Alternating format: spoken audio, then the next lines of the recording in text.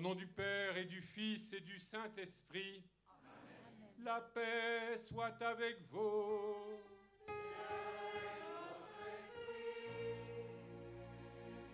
Que la paix du Seigneur, le Christ ressuscité, soit avec chacune et chacun de vous, frères et sœurs, au terme de cette journée, au cœur de ce temps de pèlerinage que nous avons vécu ensemble aujourd'hui, en ce lundi de Pentecôte. Vous savez que depuis quelques années, à la demande du pape François, ce jour est un jour de fête de Marie, mère de l'Église.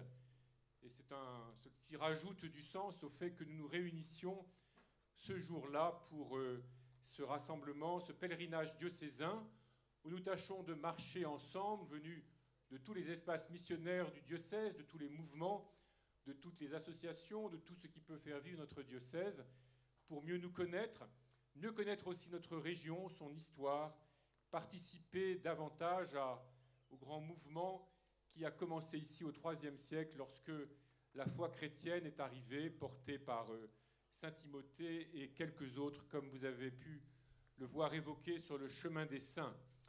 Je redis que nous sommes ici sur le lieu d'une abbaye qui a été fondée au VIe siècle par Sainte Berthe, dont les reliques président à notre célébration. Elle était l'épouse de Saint Gombert, en tout cas d'un Gombert qui est devenu saint, et dont nous avons la chance d'avoir la bannière aussi qui préside à la décoration de notre autel. Il y a donc eu ici une vie de prière, une vie de supplication, une vie de charité pendant de longs siècles jusqu'à la Révolution française. Et j'étais heureux d'apprendre, peu de temps avant la messe, que les sœurs du Très Saint Sauveur, qui sont encore aujourd'hui à Croix-Rouge, dans le quartier Croix-Rouge, avec sœur Bernadette, sœur Geneviève, sœur Marthe et sœur Solange, voilà, eh bien, avaient une maison ici pendant des années, une maison familiale, une maison d'école ménagère, qui est aussi un lieu d'accueil de personnes fragiles. Voilà, tout ceci nous permet de rendre grâce à Dieu pour ce qu'il a permis au cours des siècles de vivre, pour ce qu'il nous permet à nous aussi de vivre ensemble. Nous recueillons toutes les intentions qui peuvent nous habiter, après avoir traversé les vignes, avoir médité un peu sur la figure de la vigne dans l'Ancien et le Nouveau Testament. Prenons quelques instants de silence pour nous présenter au Seigneur, présenter notre diocèse, présenter tous ceux, toutes celles auxquels nous sommes reliés par les liens plus ou moins visibles de la foi, l'espérance et la charité.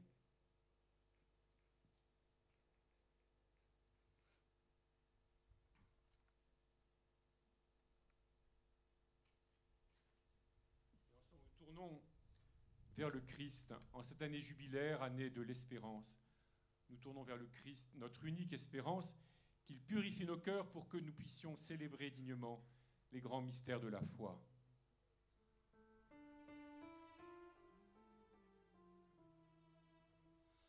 De ton peuple rassemblé par ta parole, Seigneur, prends pitié. Seigneur, prends pitié. De ton peuple sanctifié par ton esprit, ô Christ, prends pitié. Ô Christ, prends pitié. De ton peuple racheté par ton sang, Seigneur, prends pitié. Seigneur, prends pitié.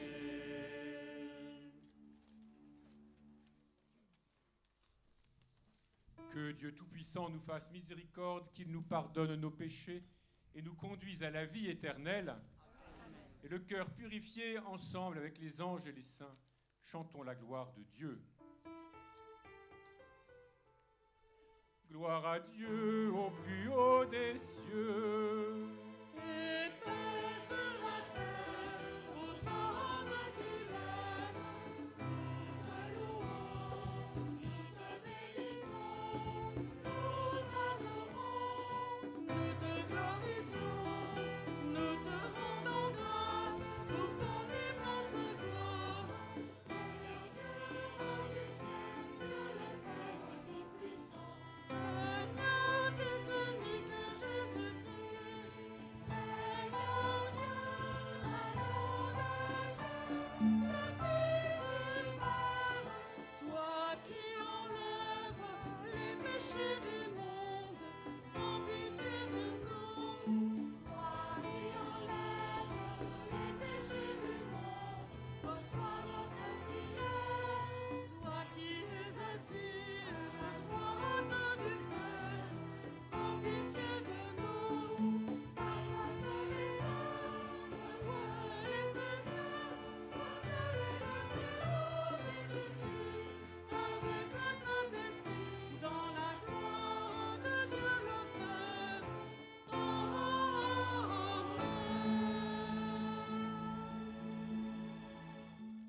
Prions le Seigneur.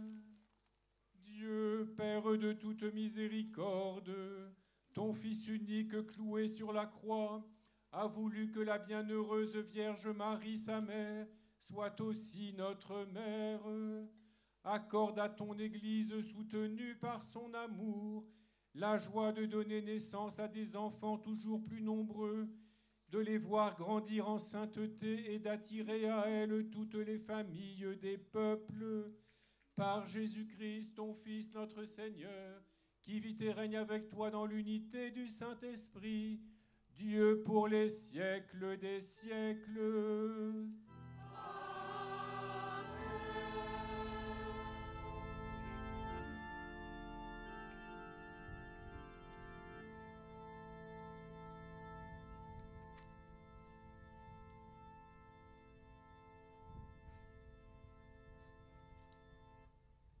Avant que nous entendions la liturgie de la parole, je voudrais saluer la présence parmi nous de ceux que nous venons d'évoquer, les nouveaux enfants de l'Église.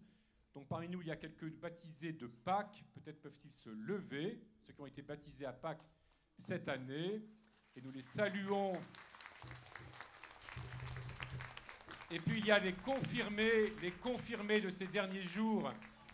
Les confirmés peuvent se lever aussi. Voilà des nouveaux sarments de la vigne du Seigneur.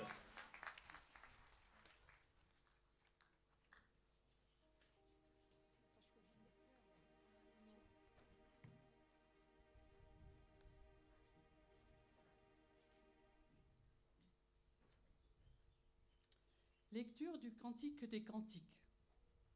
La voix de mon bien-aimé. C'est lui, il vient. Il bondit sur les montagnes. Il court les collines. Mon bien-aimé, pareil à la gazelle, au fond de la biche. Le voici. C'est lui qui se tient derrière notre mur. Il regarde aux fenêtres, guette par le treillage. Il parle, mon bien-aimé. Il me dit « Lève-toi, mon ami, ma toute belle, et viens. Vois, l'hiver s'en est allé. Les pluies ont cessé, elles se sont enfuies. Sur la terre apparaissent les fleurs. Le temps des chansons est venu, et la voix de la tourterelle s'entend sur notre terre.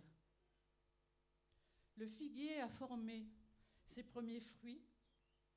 La vigne fleurit, exhale sa bonne odeur. Lève-toi, mon ami, ma toute belle, et viens. Parole du Seigneur.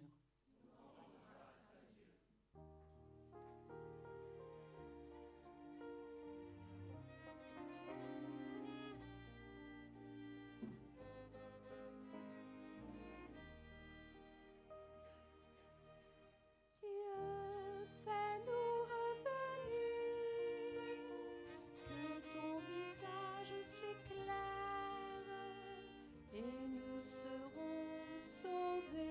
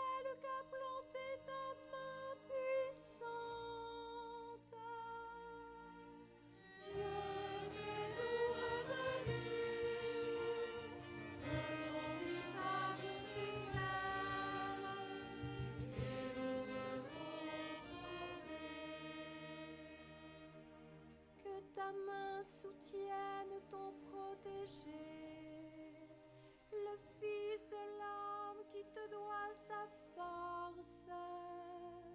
Jamais plus nous n'irons loin de toi.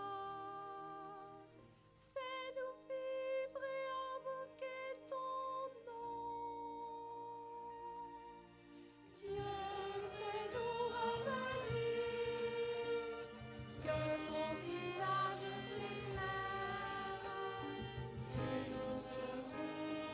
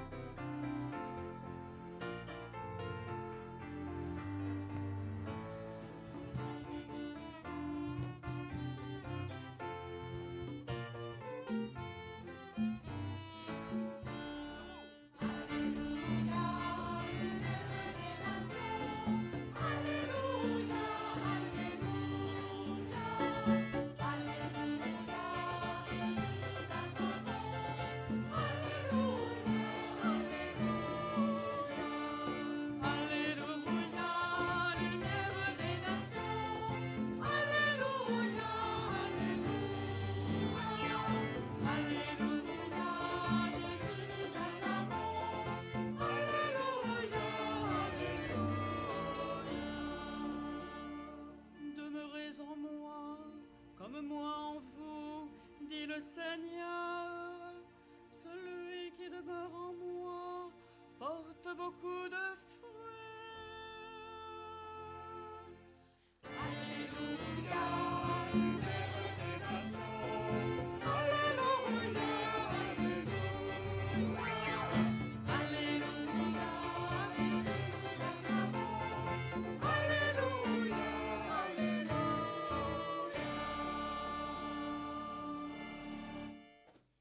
Le Seigneur soit avec vous. Évangile de Jésus-Christ selon Saint Jean.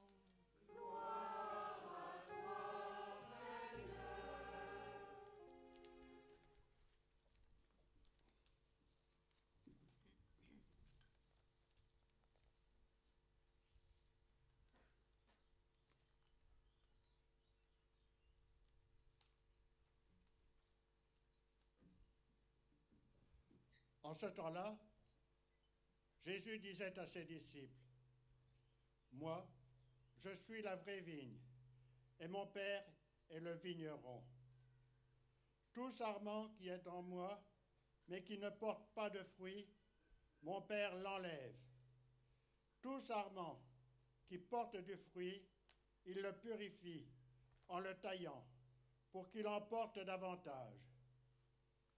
Mais vous, déjà, vous voici purifiés, grâce à la parole que je vous ai dite.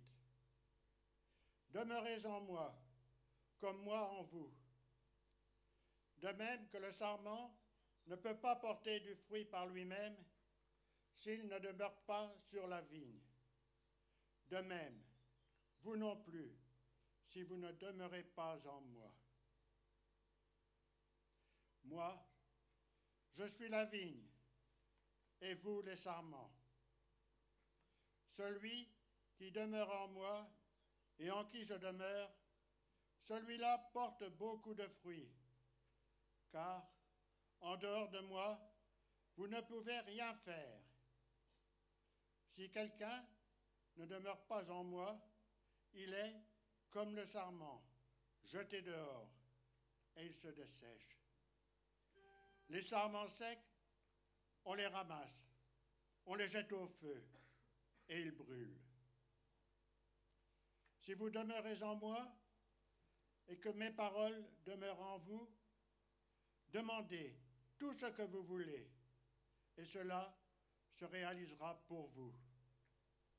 Ce qui fait la gloire de mon Père, c'est que vous portiez beaucoup de fruits, et que vous soyez pour moi des disciples. Acclamons la parole de Dieu. Louange à toi, Seigneur Jésus.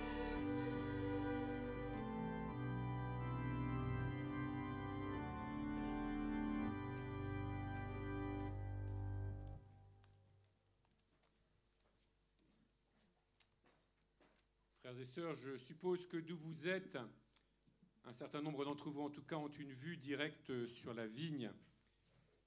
Vous vous souvenez de ce que nous avons pu voir ce matin en parcourant les coteaux qui nous entourent, ces vignes bien rangées, bien taillées, bien organisées, bien soignées, qui font la gloire en quelque sorte de la montagne de Reims et de tout l'environnement de notre ville. Dans l'Ancien et le Nouveau Testament, mais d'abord dans l'Ancien Testament, nous l'avons médité un peu ce matin, la vigne est l'image prise par Dieu pour évoquer les soins dont il entoure son peuple, le choix qu'il fait d'abord de son peuple, comme du peuple d'Israël, comme d'un plan de qualité, et puis les soins qu'il prend pour lui permettre, pour créer les conditions qui lui permettent de se développer au mieux. Si cette image de la vigne est prise en Israël, ce n'est pas parce qu'à l'époque, il y avait toute une filière commerciale, industrielle et commerciale du vin particulièrement développée. On n'en était pas là à ces époques. Mais plutôt parce que les vignes évoquaient comme un lieu peut-être de repos, un lieu de gratuité, le lieu d'une certaine surabondance, au-delà des nourritures strictement nécessaires pour la survie humaine. La vigne, avec tout ce que l'on pouvait faire autour d'elle et avec elle, représentait comme une sorte de travail supplémentaire, mais heureux, joyeux, un peu gracieux, qui évoquait, encore une fois, une sorte de surabondance, de gratuité dans la vie humaine. Et vous savez peut-être qu'il en a été en quelque sorte ainsi ici à Reims, puisque ceux qui connaissent l'histoire de cette région pourraient le dire mieux que moi, mais pendant longtemps, les vignes ont été des propriétés des industriels de Reims qui possédaient fondamentalement des filatures, de ceux qui fabriquaient de la laine, mais qui avaient une vigne en quelque sorte, comme un lieu de promenade, un lieu de retrouvailles, les jours de repos, un lieu un peu de fête. Et le vin que l'on pouvait en tirer était une sorte de supplément, de produit supplémentaire qui donnait de la joie et de la joie à partager, comme toujours le vin. On peut se demander d'ailleurs pourquoi l'on boit du vin dans les fêtes. Pourquoi est-ce que nous avons du mal à imaginer un mariage sans vin? Et apparemment, c'était déjà le cas à Cana en Galilée. Eh bien, peut-être parce que le vin fait circuler en quelque sorte une facilité de relation. Les gens plus savants diront qu'il désinhibe un peu, légèrement. Et il fait que des personnes qui ne se connaissent pas bien, eh bien, peuvent plus facilement communiquer, parler. Mais dans un mariage, au moment des noces, le vin fait entrer, en quelque sorte, ou aide les invités à entrer dans la joie des époux. Ce sont les époux qui sont heureux de se marier, mais leurs familles et leurs amis entrent dans leur joie, partagent leur joie. Et c'est cela, toute cette signification-là de gratuité, de joie donnée et partagée que la vigne veut évoquer dans l'Ancien Testament. C'est ce que Dieu y cherche. La vigne donc comme un clos un peu singulier, un peu particulier, entouré de soins gracieux, et dans laquelle on aspire à se retrouver pour partager entre amis des moments d'une qualité supérieure. Voilà, c'est cela que Dieu aspire à vivre avec nous dans la vigne. Et c'est ce que la lecture du Cantique des Cantiques dont nous avons entendu un passage veut évoquer. Le figuier a formé ses premiers fruits, la vigne fleurie exhale sa bonne odeur. Lève-toi, mon ami, ma toute belle, et viens. La vigne évoque toujours ce désir de Dieu, ce désir amoureux de Dieu pour son peuple, et à travers le peuple choisi pour l'humanité, et pour chacune et chacun de nous, avec qui il veut pouvoir se réjouir, comme, encore une fois, des familles pouvaient se réjouir dans une vigne conçue comme un lieu un peu de repos. Dans l'Évangile, nous avons entendu d'autres significations de la vigne, mais une en particulier qui scande en quelque sorte ce que Jésus nous dit. Jésus dit deux choses. Moi, je suis la vraie vigne, et mon Père est le vigneron. Et ça, c'est peut-être ce qu'il y a de plus mystérieux. Et souvent dans l'évangile de Jean, Jésus commence par dire ce qui est le moins simple à comprendre, et après il dit quelque chose d'un peu plus facile. Et ici, c'est ce qui vient en second. Moi, je suis la vigne, et vous les sarments. Eh bien, vous l'avez entendu, et nous avons réfléchi là-dessus en chemin, tout ce que Jésus peut dire sur le fait qu'en étant greffé sur lui, en étant en quelque sorte branché sur lui, si vous préférez une image électrique plutôt qu'une image agricole, eh bien, nous pourrons porter du fruit, et même beaucoup de fruits. Mais ce qui est important, c'est le beaucoup. Ce qui fait la gloire de mon Père, c'est que vous portiez beaucoup de fruits. Les théologiens ont réfléchi à l'importance dans la Bible, et surtout dans l'Évangile, et dans l'Évangile de Jean en particulier, de la question des fruits, ou ce que l'on pourrait appeler la fécondité. La vigne, on ne sait jamais quel fruit elle va donner. C'est toujours une surprise. Si vous dirigez une usine, que ce soit une usine de voitures ou une usine qui fabrique des boîtes de conserve, en fonction de ce que vous mettez à l'entrée de la chaîne de production, vous savez parfaitement ce qui va en sortir. Tandis donc dans la production, il y a un rapport direct et maîtrisable et maîtrisé entre ce que l'on introduit et ce qui va sortir. Alors que la vigne, les arbres fruitiers, on ne sait jamais ce qui peut en sortir. La fécondité, la fructification, c'est toujours une surprise. C'est toujours un davantage. C'est toujours encore plus que ce que l'on aurait attendu. Parfois, il y a de mauvaises années, et c'est moins, et c'est peut-être beaucoup moins, et c'est pour nous, pour l'agriculteur, pour le viticulteur, pour l'arboriculteur, une année de déception, et parfois de déception très douloureuse. Mais fondamentalement, c'est fait pour qu'il y ait davantage, pour susciter l'émerveillement. Et c'est cela que Dieu attend de nous. C'est pour cela que le Christ, le Fils de Dieu, vient parmi nous, dans notre humanité, se fait l'un d'entre nous et se propose comme un cep de vigne nouveau sur lequel nous pouvons nous greffer par le baptême et par tous les sacrements, par l'écoute de la parole de Dieu, de manière à ce que nous portions du fruit, un fruit généreux, que nous mettions en œuvre la foi, l'espérance et la charité, les trois vertus qui sont représentées ici par un sculpteur qui est lié à la famille qui nous accueille. C'est pour cela donc que Dieu vient, c'est pour cela que le Christ a pris chair de notre chair, c'est pour cela qu'il nous propose de nous greffer sur lui, pour que nous puissions, selon la générosité, selon la créativité de notre cœur, et aussi selon les besoins, les attentes des hommes et des femmes, et puis de l'histoire autour de nous, porter du fruit, créer, imaginer ce qui peut être réjouissant, ce qui peut être source de vie, ce qui peut donner de la joie et permettre de partager encore de la joie.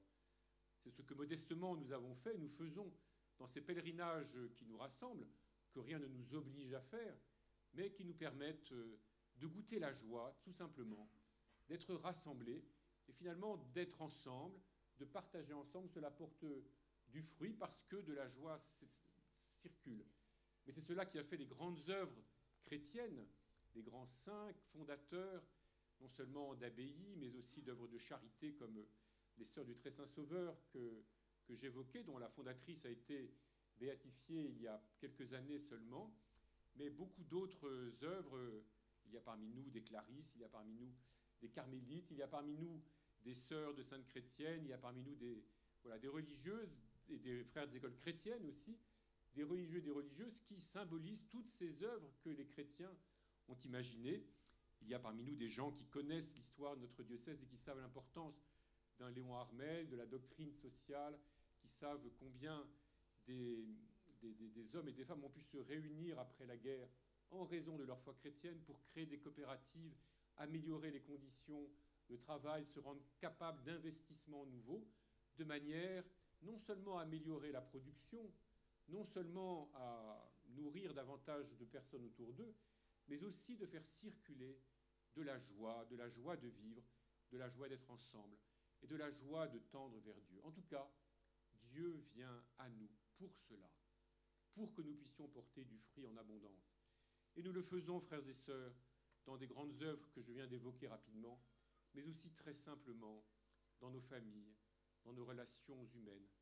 Chaque fois que nous agissons parce que nous nous sommes greffés sur Jésus et que nous avons laissé passer à travers nous un peu plus de foi, d'espérance et de charité, ou pour le dire autrement, un peu plus d'Esprit Saint pour aller vers les autres d'une manière nouvelle, d'une manière plus libre, d'une manière plus généreuse. Voilà ce que nous pouvons demander tous ensemble, pour chacun pour soi-même et puis tous ensemble pour notre diocèse, que nous puissions porter beaucoup de fruits et pour cela, que nous nous greffions de Jésus, que nous demeurions en lui comme lui-même veut demeurer en nous. C'est tout le sens de notre vie liturgique, c'est tout le sens de notre vie spirituelle, que nous demeurions en Jésus, que nous soyons chez lui comme dans notre maison, que nous soyons en lui comme chez nous, et que lui-même soit en nous comme chez lui, comme il y aspire. Non pas, encore une fois, pour nous occuper comme un parasite, mais bien au contraire pour nous permettre de porter du fruit en abondance, bien au-delà de tout ce que nous pouvons imaginer. Il y a la première chose que Jésus a dite. Moi, je suis la vraie vigne, et mon Père est le vigneron. Il me semble que quand Jésus dit cela, il évoque la vigne dans sa globalité. Dans la deuxième fois, quand il dit « Moi, je suis la vigne et vous les sarments », on pourrait peut-être dire « Moi, je suis le cep de la vigne ». Et ce matin, en me promenant avec quelques jeunes, quelques enfants, j'ai pu constater que tous ne savent pas ce que c'est qu'un cep de vigne. Ils ont l'air de savoir ce que c'est qu'un cep dans les bois, un champignon, mais ce n'est pas tout à fait la même chose que le cep de vigne. Et donc je me permets de recommander, d'ailleurs ils peuvent venir voir ici, avant de partir, il y a des ceps de vigne en abondance qui décorent le devant de l'autel. Donc la deuxième fois que Jésus parle, il se présente comme le cep sur lequel nous sommes greffés. Mais la première fois, moi je suis la vigne et le Père est le vigneron, c'est lui, Jésus, qui se présente comme la vigne en totalité, le cep et les sarments. Les pèlerins de Rome, et nous étions une centaine de pèlerins à Rome, de pèlerins du diocèse à Rome avant le dimanche des Rameaux, ont pu visiter la basilique Saint-Clément, et dans cette basilique, il y a une magnifique mosaïque du XIIe siècle qui représente justement Jésus en croix, comme nous le voyons ici. Et de la croix est elle-même, au pied de la croix, il y a des racines, elle est comme un arbre, et des bras de la croix partent des sarments de vigne qui font des grands rinceaux comme cela, et dans lesquels on voit toutes sortes de personnages, des religieux, des religieuses, mais aussi toutes sortes de métiers qui s'exercent.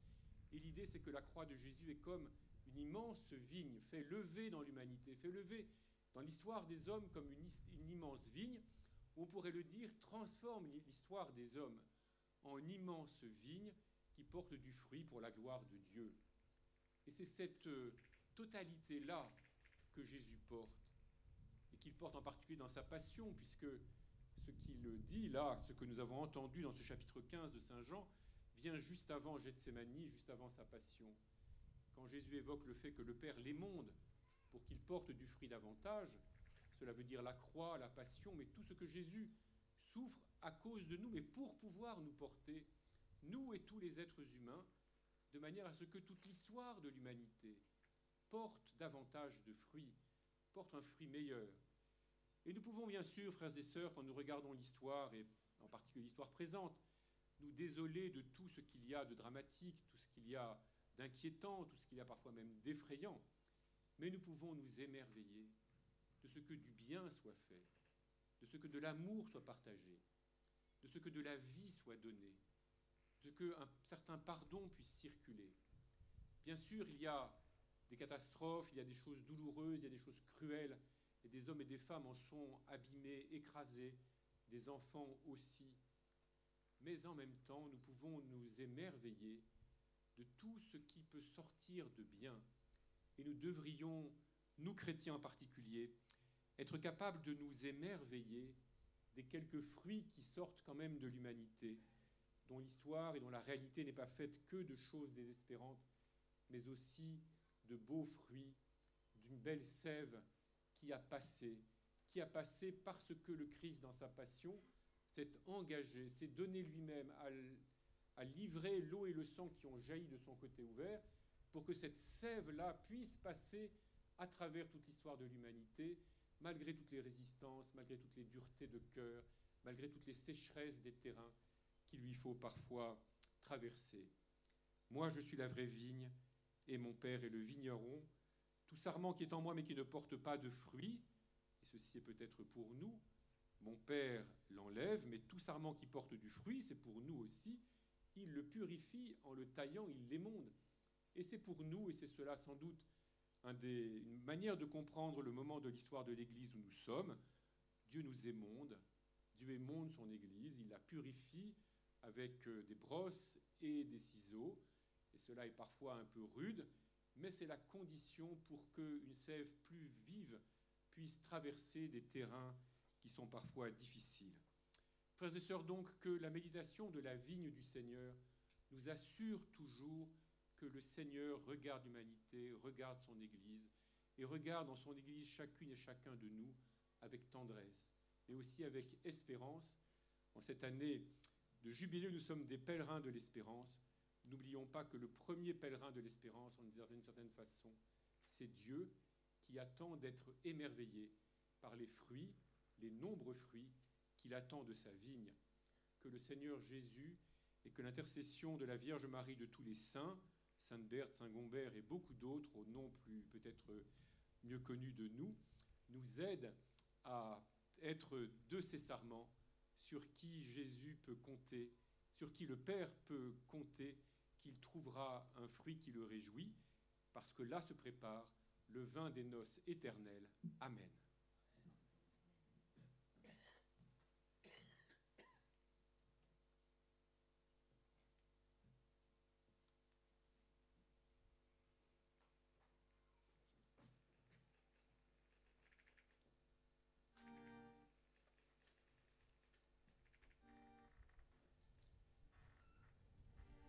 Alors, frères et sœurs, d'un seul cœur, dans la vigne du Seigneur, faisons monter vers le Père notre prière et notre supplication pour le monde, pour l'Église et pour tous ceux et celles que nous portons.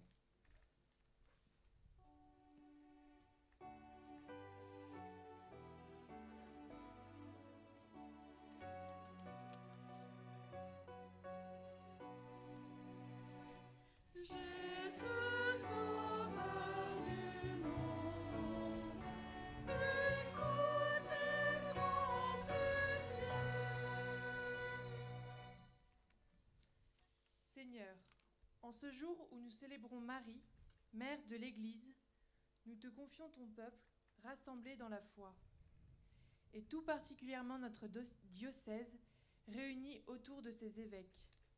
Que l'Esprit Saint, qui reposait sur Marie au Cénacle, renouvelle aujourd'hui encore ton Église dans la ferveur, l'unité et la mission.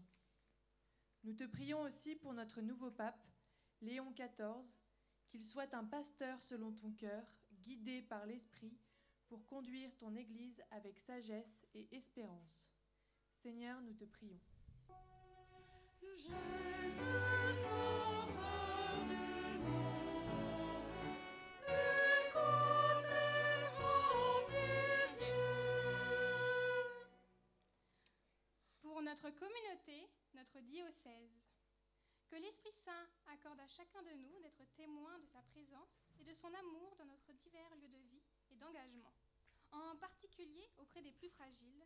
Seigneur, nous te prions.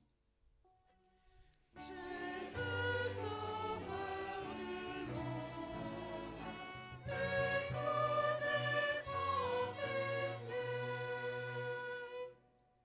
Seigneur, nous te prions pour tous ceux qui traversent l'épreuve, les malades, les blessés, les personnes en situation de précarité, les victimes d'accidents et de drames. Nous te confions plus particulièrement les victimes de l'incendie survenu vendredi à Reims. Qu'elles trouvent en toi la paix et la consolation. Soutiens leurs proches dans cette épreuve. Que ta miséricorde vienne les relever et leur rendre espérance. Seigneur, nous te prions. Jésus, sauveur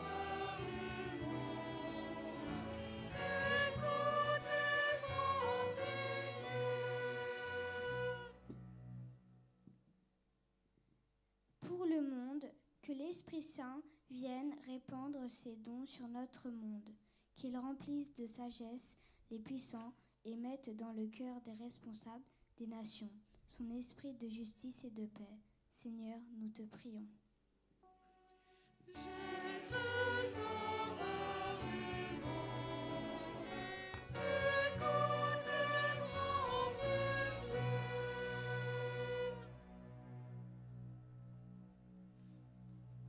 Comble-nous, Seigneur notre Père, de ton Esprit Saint, qu'il suscite en nous la foi, l'espérance et la charité, qu'il nous inspire les fruits que nous pouvons porter pour le bien et la joie de ceux et celles que nous rencontrons, et pour ta gloire, qu'il donne à chacun les forces dont il a besoin, toi qui vis et règnes pour les siècles des siècles.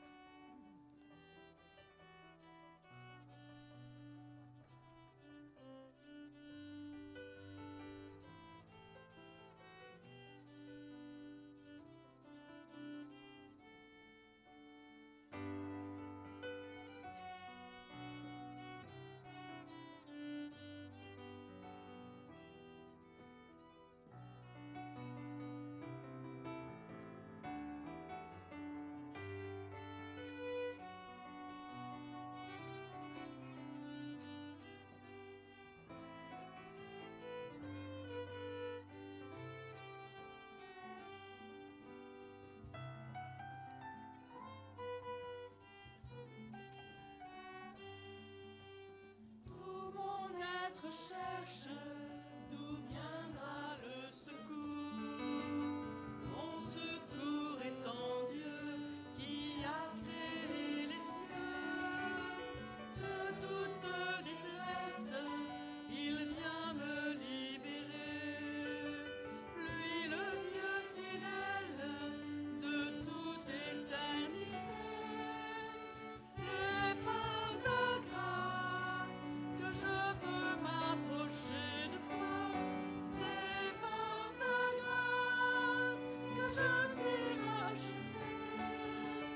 Tu fais de moi une nouvelle création. De la mort tu m'as sauvé par ta résurrection.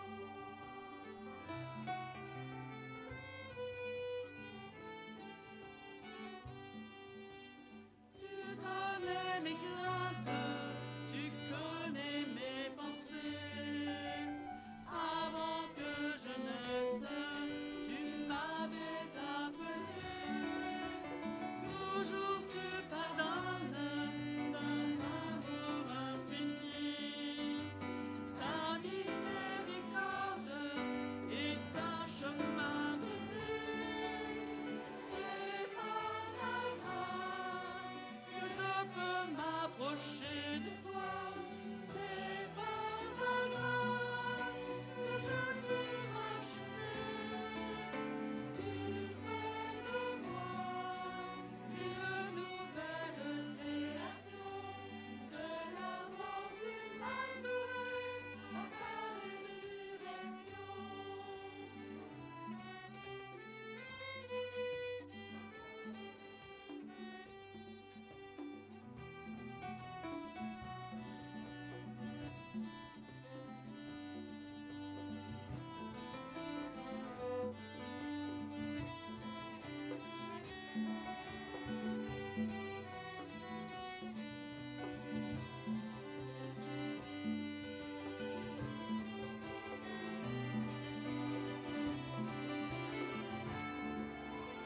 C'est par ta grâce que je peux m'approcher de toi. C'est par ta grâce que je suis racheté. Tu fais de moi une nouvelle création. De la mort tu m'as sauvé par ta résurrection.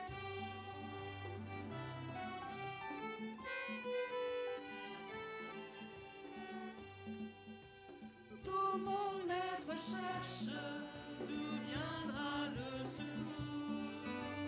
Mon secours est en Dieu qui a créé les cieux. De toute détresse, il vient me libérer. Lui le seul fidèle de toutes les dernières. C'est par ta grâce que je peux m'approcher de toi. C'est par ta grâce que je suis racheté.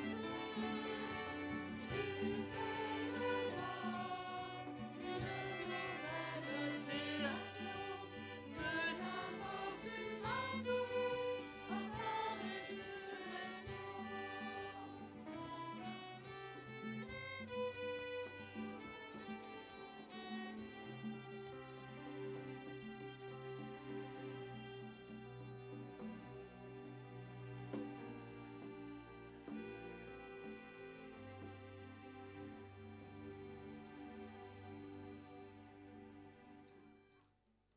Priez, frères et sœurs, que mon sacrifice, qui est aussi le vôtre, soit agréable à Dieu le Père Tout-Puissant. Que le Seigneur reçoive de vos mains ce sacrifice à la louange et à la gloire de son nom, pour notre bien et celui de toute l'Église. Accueille, Seigneur, nos offrandes pour en faire le mystère de notre salut, que par sa puissance nous brûlions de l'amour qui habitait la Vierge Marie, mère de l'Église, à l'heure de la rédemption, par le Christ notre Seigneur. Amen. Le Seigneur soit avec vous. Et avec votre esprit, Élevons notre cœur.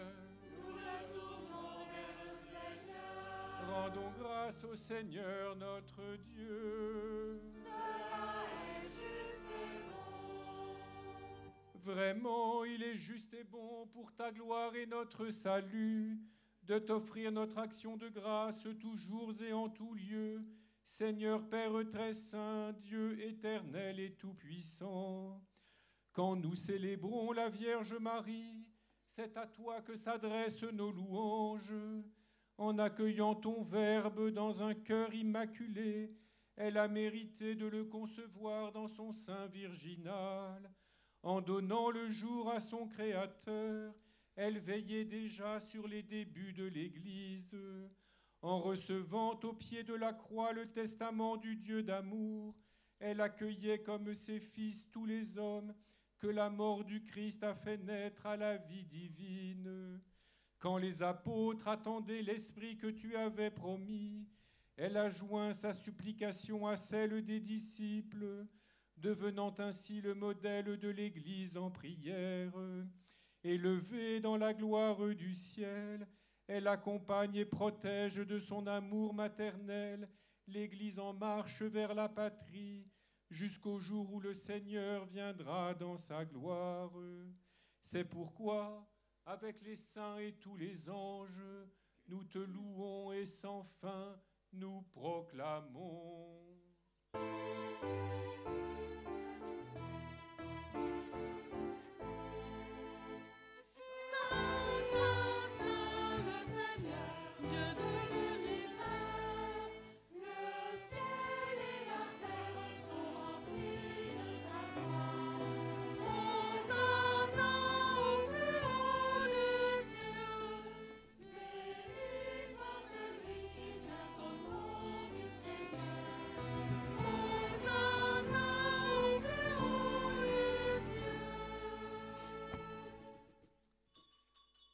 Tu es vraiment saint, Dieu de l'univers, et il est juste que toute la création proclame ta louange, car c'est toi qui donnes la vie, c'est toi qui sanctifies toutes choses par ton Fils Jésus-Christ, notre Seigneur, avec la puissance de l'Esprit Saint, et tu ne cesses de rassembler ton peuple afin que du levant au couchant du soleil, une offrande pure soit présentée à ton nom. C'est pourquoi nous te supplions, Seigneur, de consacrer toi-même les offrandes que nous apportons. Sanctifie-les par ton esprit, pour qu'elles deviennent le corps et le sang de ton Fils, Jésus-Christ notre Seigneur, qui nous a dit de célébrer ce mystère. La nuit même où il fut livré, il prit le pain. En te rendant grâce, il dit la bénédiction. Il rompit le pain et le donna à ses disciples en disant: Prenez et mangez-en tous. Ceci est mon corps livré pour vous.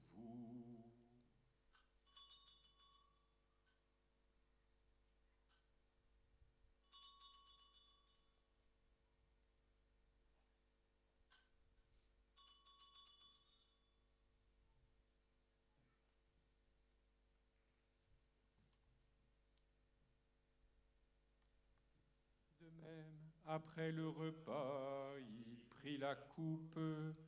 En te rendant grâce, il dit la bénédiction et donna la coupe à ses disciples en disant: Prenez et buvez-en tous, car ceci est la coupe de mon sang, le sang de l'alliance nouvelle et éternelle, qui sera versé pour vous et pour la multitude en rémission des péchés. Vous ferez cela en mémoire de moi.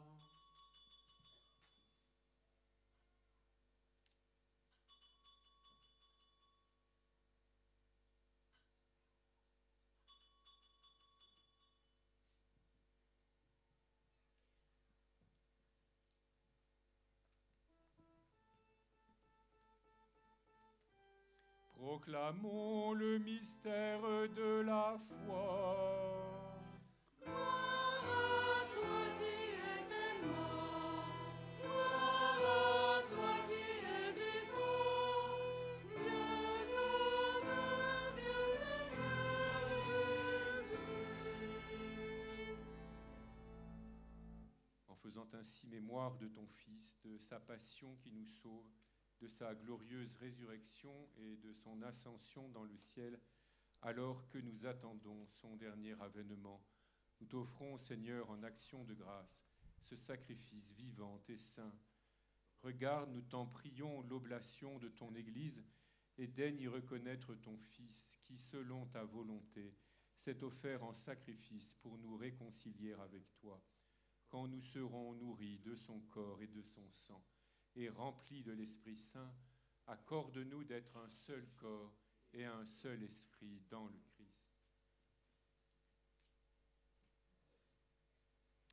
Que l'Esprit Saint fasse de nous une éternelle offrande à ta gloire, pour que nous obtenions un jour l'héritage promis avec tes élus. En premier lieu, la bienheureuse Vierge Marie, Mère de Dieu, avec Saint Joseph, son époux, les bienheureux apôtres, les glorieux martyrs, Saint Gombert, Sainte Berthe et tous les saints qui ne cessent d'intercéder auprès de toi et nous assurent de ton secours.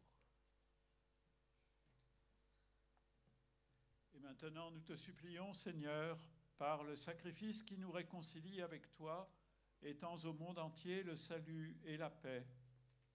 Affermis ton Église en pèlerinage sur la terre dans la foi et la charité, en union avec ton serviteur, notre pape Léon, notre archevêque Éric, son ex-évêque auxiliaire Étienne, l'ensemble des évêques, les prêtres, les diacres et tout le peuple que tu as racheté. Écoute en ta bonté les prières de ta famille que tu as voulu rassembler devant toi. Dans ta miséricorde, ramène à toi, Père très aimant, tous tes enfants dispersés. Pour nos frères et sœurs défunts, et pour tous ceux qui ont quitté ce monde et trouvent grâce devant toi, nous te prions. En ta bienveillance, accueille-les dans ton royaume, où nous espérons être comblés de ta gloire tous ensemble et pour l'éternité, par le Christ notre Seigneur, par qui tu donnes au monde toute grâce et tout bien.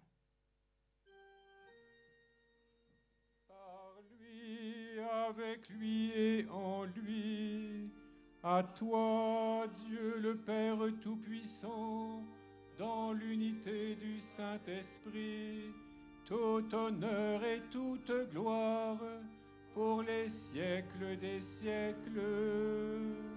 Amen, Amen, gloire et louange à notre Dieu. Amen, Amen, gloire et louange à notre Dieu.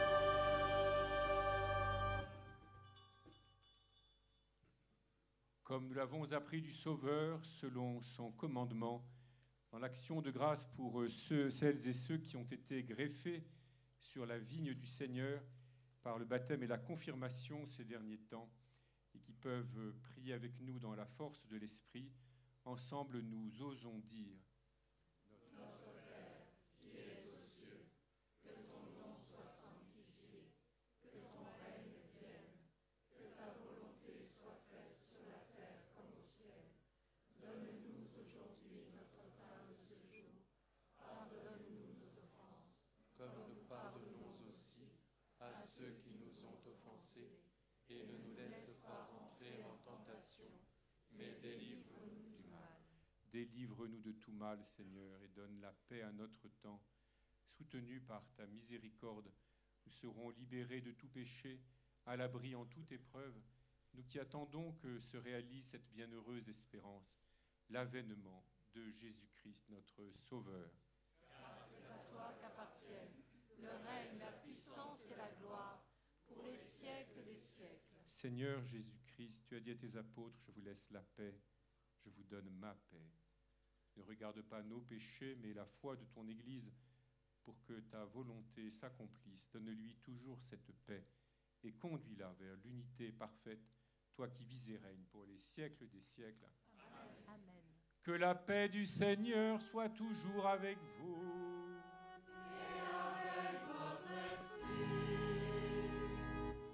Frères et sœurs, dans la charité du Christ, donnez-vous la paix.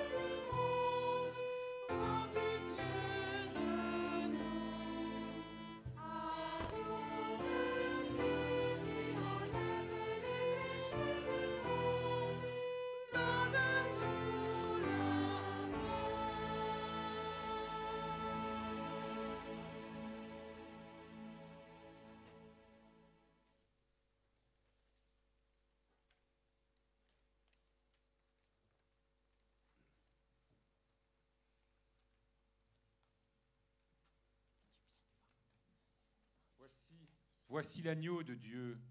Voici celui qui enlève les péchés du monde. Heureux les invités au repas des noces de l'agneau. Je ne suis pas digne de te recevoir, mais dis seulement une parole et je serai guéri.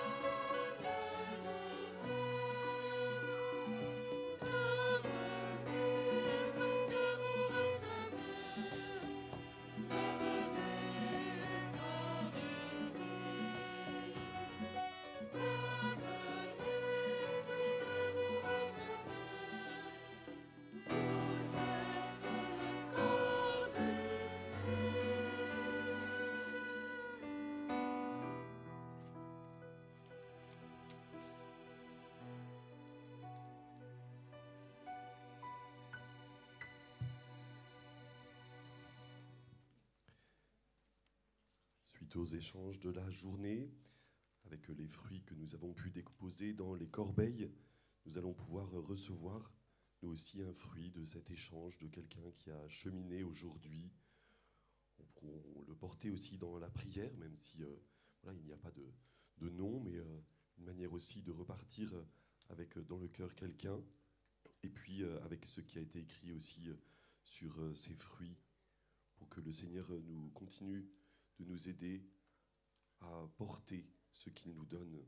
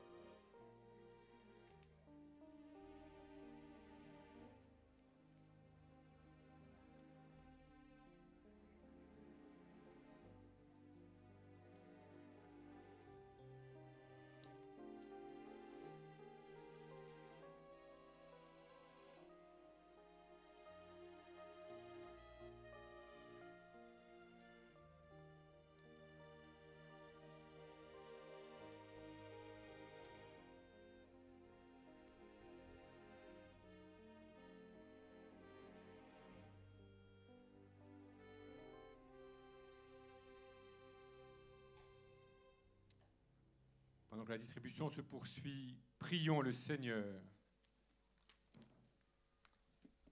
Nous avons reçu le gage de la rédemption et de la vie, et nous te supplions encore, Seigneur, qu'avec l'aide maternelle de la Vierge Marie, ton Église enseigne tous les peuples par l'annonce de l'Évangile et remplisse le monde entier de l'effusion de ton Esprit par le Christ notre Seigneur. Amen. Vous pouvez vous asseoir, frères et sœurs, pour des remerciements, des consignes, des annonces.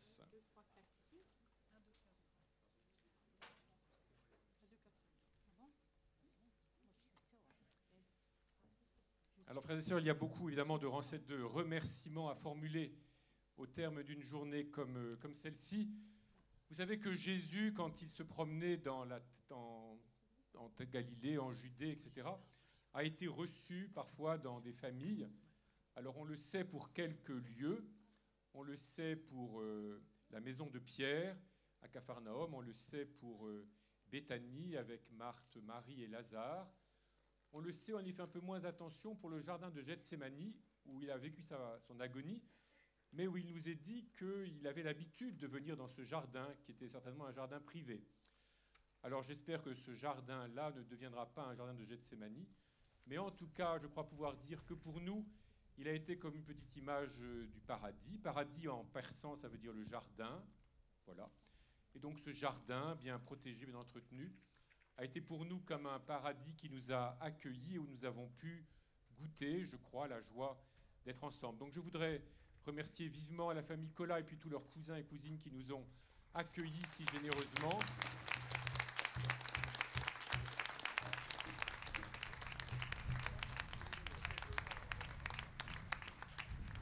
Alors dans ce jardin, nous planterons 2 arbres, me dit le père Claude Soudan, en mémoire de notre passage. Donc ça restera un souvenir. Mais vraiment merci à vous tous de nous avoir, famille qui nous accueillait, de nous avoir permis de profiter de votre hospitalité, de goûter la beauté de ce lieu, de profiter des promenades autour, et puis de nous avoir permis de nous ancrer dans la longue histoire spirituelle de notre diocèse. C'était formidable. Je voudrais ajouter évidemment des remerciements pour M. Mossire, le maire d'Avenay, et pour tous les concitoyens, tous les habitants d'Avenay-Val d'Or.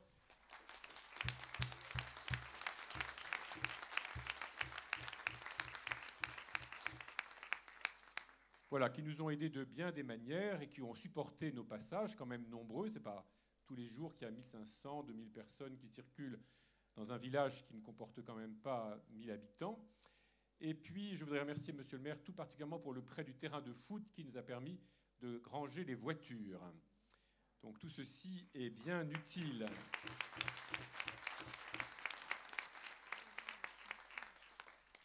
Alors un merci aussi tout particulier. Ce pèlerinage n'est possible que parce que différentes tâches sont portées par différents espaces missionnaires. Nous avons bénéficié de la préparation spirituelle que nous avait proposée l'espace missionnaire Rinceste, et je crois qu'on peut les remercier pour la clarté. Voilà, nous retiendrons la logique de Dieu, la logique des hommes, nous retiendrons la sollicitude du Seigneur et l'ingratitude des hommes, et puis tout ce qui nous rend possible de nous greffer ou d'être reliés à Jésus pour vivre et porter du fruit. Et puis merci évidemment à tous les membres de l'espace missionnaire Montagne-Val d'Or qui se sont démenés depuis plusieurs mois. Tout à l'heure, vous avez vu des photos, peut-être en passant, il y avait des photos de réunions, de rencontres, mais ça ne dit pas tous les efforts qu'il a fallu faire pour repérer les chemins, repérer les circulations possibles, négocier avec les uns et les autres, préparer le café, les brioches et peut-être d'autres choses encore. Donc un grand merci à tous ceux, toutes celles qui se sont mobilisés pour cela.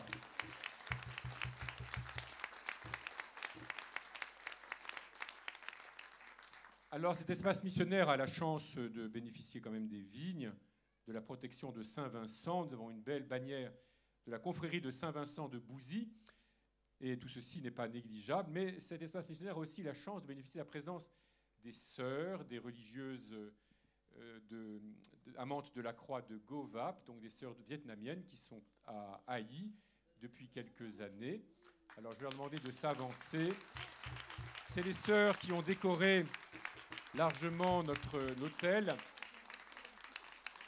Et les sœurs ont préparé un cadeau pour chaque espace missionnaire. Donc non seulement elles ont fait les bouquets que vous voyez ici, mais elles ont préparé un cadeau pour tous les espaces missionnaires. Alors je demande à un responsable d'équipe ou un membre d'équipe pastorale par espace missionnaire de s'approcher. Donc il y a, normalement ça fait 12 si je ne me trompe.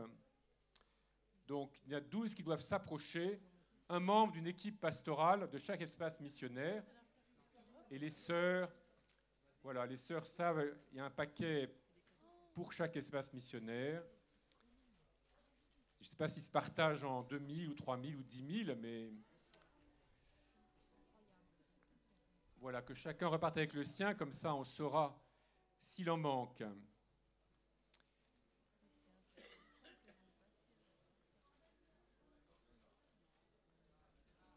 Ah ben il y a 2 pour Ardennes Nord. Il y en a un là aussi, Ardennes Nord. Ardennes Nord, il y en a un deuxième, là, je le vois.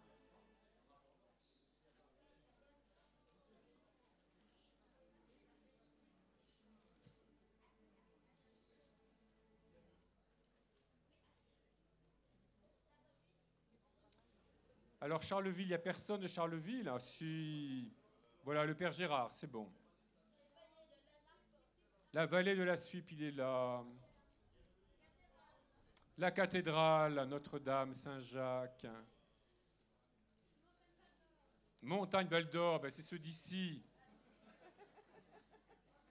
Et Adaltoum, on a oublié Adaltoum, mes sœurs. Encore. Qu'est-ce qu'il y a encore? Ah, ben voilà. Oh là là, il y a encore des choses.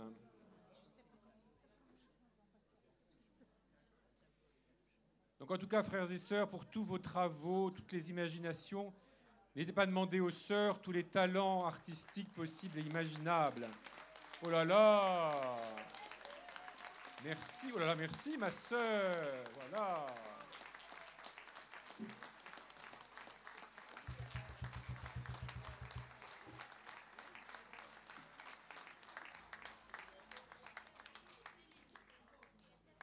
Ah, alors que Thierry, Colas et Céline s'approchent pour recevoir ce qui leur est destiné. Voilà. Ah ben ça nous permet... Voilà ma sœur, donnez-leur, parce que moi je suis un peu haut.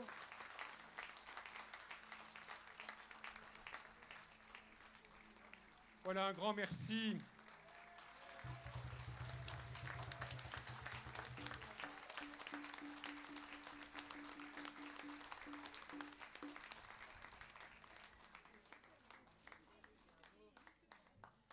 Alors maintenant, une petite annonce publicitaire.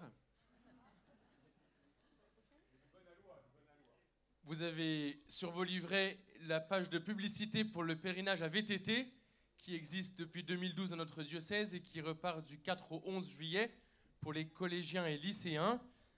Nous partons traditionnellement jusqu'à l'ermitage Saint-Valfroy et nous partirons cette année de Montois. Il reste encore des places si des collégiens et lycéens veulent s'inscrire. Mais surtout, nous attendons encore 5 voire 6 personnes pour les accompagner. Nous avons tout l'encadrement nécessaire pour le cadre légal, mais nous aimons être un peu plus disponibles pour les accompagner de manière plus proche et donc de pouvoir aussi être davantage dans l'équipe. Il nous faudrait encore 4, 5, peut-être même 6 personnes pour les accompagner à vélo. Donc si vous êtes partant, n'hésitez pas à vous manifester. Alors les cyclistes, les champions de vélo, tous ceux qui vont à bicyclette jusque... Oui, Claude Soudan, bien sûr, mais lui, il est inscrit d'office, je crois. Voilà, tous ceux qui vont jusqu'à Compostelle ou à Cise, je ne sais où, à bicyclette. Vous pouvez aller jusqu'à Saint-Valfroy avec les jeunes. Ça vaut plusieurs indulgences en cette année de jubilé. Alors, il semble que ce soit le moment des consignes. Oui. Mais je cherche où est l'homme des consignes. Voilà. Alors, merci à chacun, parce que le site était très très beau quand on est arrivé. Il est toujours aussi beau.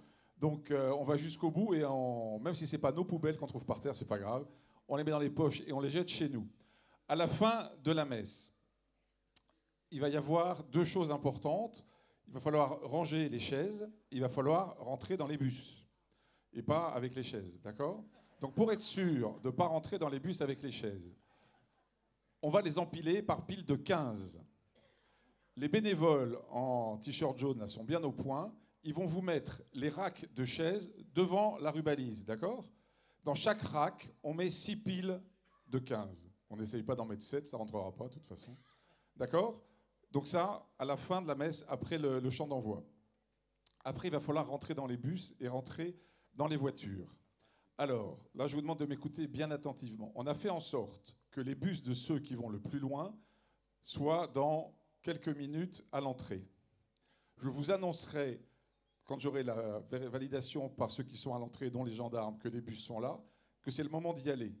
Quand c'est le moment d'y aller, c'est le moment d'y aller.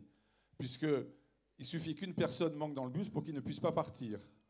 Sauf qu'on a besoin que le bus parte pour que le suivant arrive. D'accord? Donc chacun prend son courage à deux mains et monte dans le bus. La gendarmerie propose que pour monter dans le bus, les personnes passent par le portail d'honneur de la propriété. D'accord? Et ceux qui vont attendre un petit peu pour rejoindre leur voiture, qui ne vont pas se précipiter, eux rentreront par le portail par lequel on est rentré principalement, d'accord, le portail plus de service. Ils sortiront par là pour rejoindre le parking. On est d'accord? Les voitures particulières qui vont attendre un petit peu que je leur dise d'y aller sortiront par le portail. Et puis les bus, au top, par bus, sortiront par le portail d'honneur. D'accord? Les chaises par pile de... C'est bien, vous allez y arriver. Allez, merci. Alors, frères et sœurs, encore un peu de patience, un peu de patience. Je voudrais profiter de ce moment où nous sommes presque tous réunis, en tout cas de tout le diocèse, pour donner quelques nouvelles des nominations, des changements. Peut-être que vous le savez, mais certains le savent, d'autres pas, etc. Donc, nous avons forcément cette année quelques changements des prêtres. Donc, je vais vous donner quelques nouvelles. Le père Patrice Trémoureux va quitter l'espace missionnaire Reims-Ouest et il va devenir le recteur curé de la paroisse Notre-Dame-Saint-Jacques.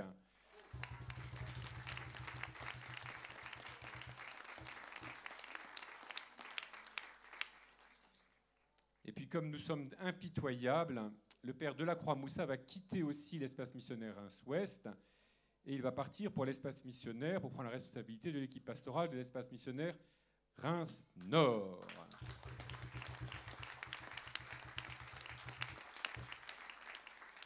Le père Paul Nguyen, qui depuis des années sert avec cœur dans l'espace missionnaire Reims-Nord, va prendre la responsabilité de l'espace missionnaire Reims-Ouest.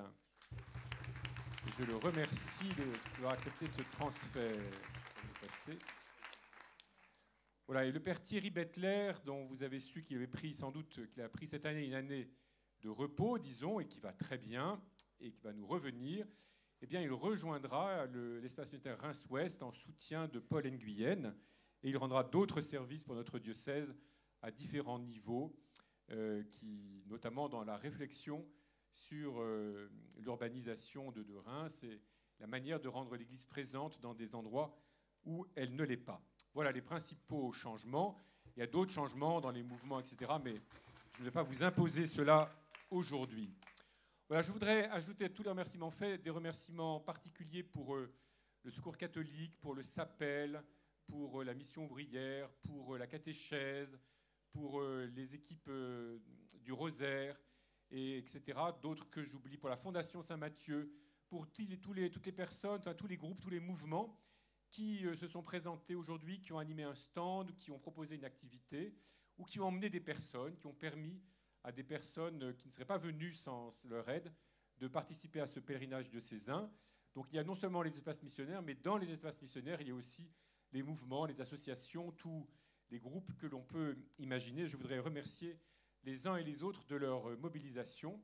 Je voudrais les remercier de prendre au sérieux cet espace, enfin ce pèlerinage du lundi de Pentecôte qui rassemble en quelque sorte notre famille diocésaine. Voilà, je voudrais aussi vous présenter nos séminaristes. Alors vous savez que nous avons 2 séminaristes en formation à l'abbaye de la Grâce, donc peut-être qu'ils se montrent, le frère Augustin et le frère Jean Bernard. Et puis le diocèse de Phan Thiet, le diocèse de Phan Thiet au Vietnam nous fait don de 6 séminaristes, dont 3 sont présents ici, qui se préparent ici en France, en l'occurrence à Paris, pour pouvoir servir. Voilà Pierre, oui, et Joseph.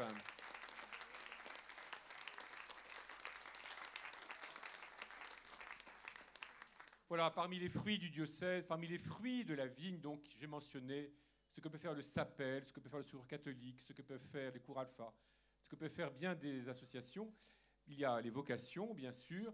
Je voudrais mentionner la présence parmi nous du père dont j'oublie le nom, mais qui est un spiritain maintenant, et qui va se lever, qui est un fils, Florian, qui est un fils de notre diocèse.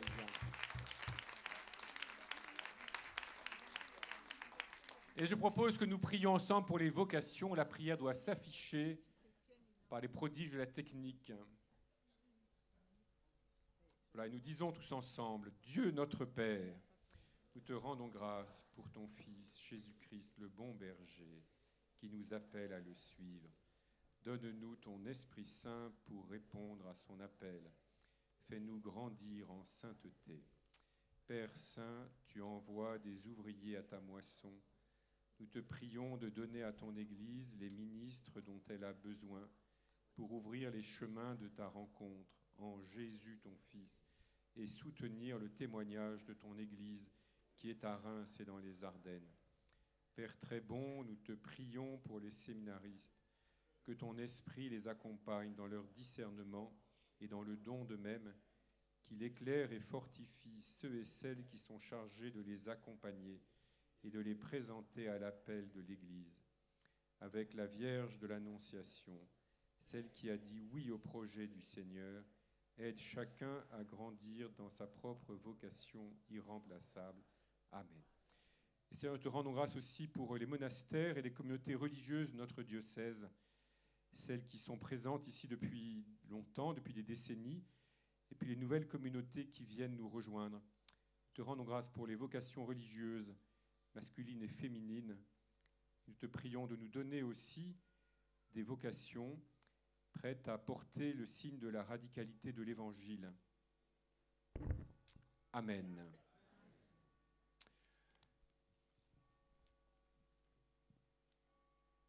Et alors, frères et sœurs, il reste à peut-être dire quel est le lieu du prochain pèlerinage. Ah. Eh bien, en fait, je n'en sais rien. Voilà. Mais nous avons une piste sérieuse, en tout cas d'un thème qui nous paraît très intéressant, c'est le fleuve. Voilà, dans le psaume, il est dit « Le fleuve, ses bras réjouissent la ville de Dieu ». Pas mal, non? Alors, dans notre diocèse, il n'y a qu'un seul fleuve. Voilà. Le plus vieux fleuve du monde. Est-ce que tout le monde sait ça? Que la Meuse est le plus vieux fleuve du monde. Voilà, il y a des fleuves plus grands, il y a des fleuves plus larges, il y a des fleuves plus profonds, mais il n'y en a pas de plus vieux. Voilà. Et il va bien jusqu'à la mer. Voilà, et donc, le long de la Meuse, il y a de la place quand même, il y a quelques kilomètres. Donc, nous trouverons bien un endroit où nous réunir.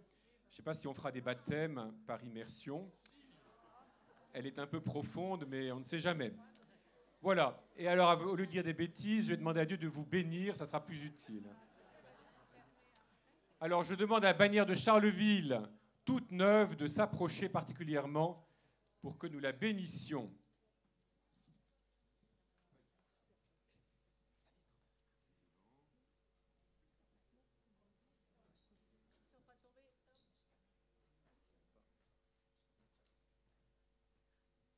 Le Seigneur soit avec vous. Et avec votre esprit.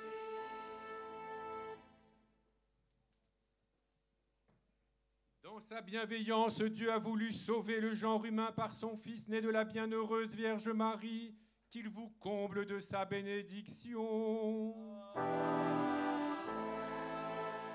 Puissiez-vous ressentir toujours et partout la protection de celle qui vous a permis de recevoir l'auteur de la vie. Vous qui êtes rassemblés aujourd'hui avec ferveur, repartez dans la joie de l'esprit et l'espérance du ciel. Daigne, Seigneur, aussi bénir cette bannière que nous te présentons, qu'elle évoque pour ceux qui la contempleront l'étendard dressé sur les nations, le Christ notre Seigneur. Et que la bénédiction de Dieu Tout-Puissant, le Père, et le Fils et le Saint-Esprit descendent sur vous et y demeurent toujours. Allez dans la paix du Christ.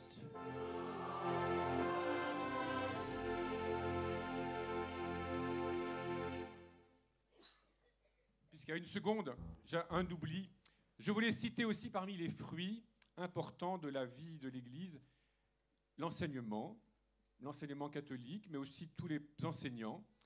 Et je suis, hier, en célébrant des confirmations dans les collèges de Reims, j'ai pu lancer un appel. Je trouve qu'il faut que nous demandions à Dieu de susciter des vocations d'enseignants et de catholiques enseignants.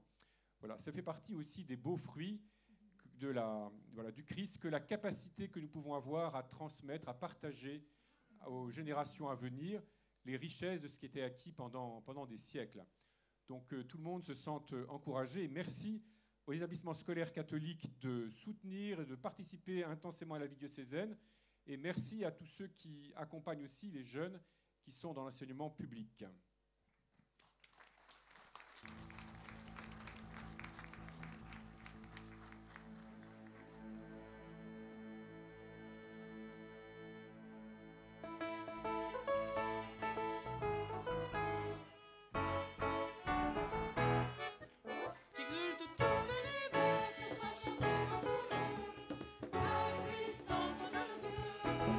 Dans une même allégresse, terrestre danse de joie.